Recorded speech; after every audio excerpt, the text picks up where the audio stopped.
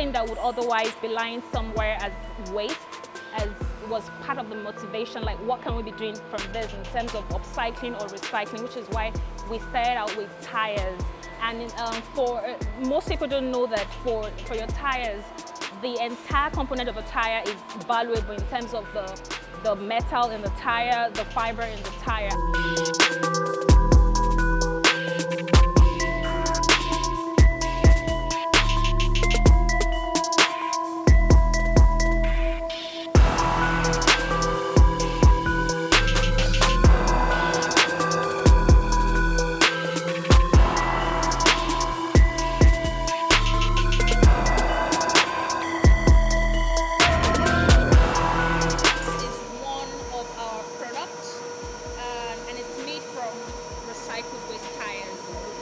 Also one of our best sellers, the zigzag interlocking pavers, and usually would find this in use outdoor, driveways, playgrounds, walkways, amongst others.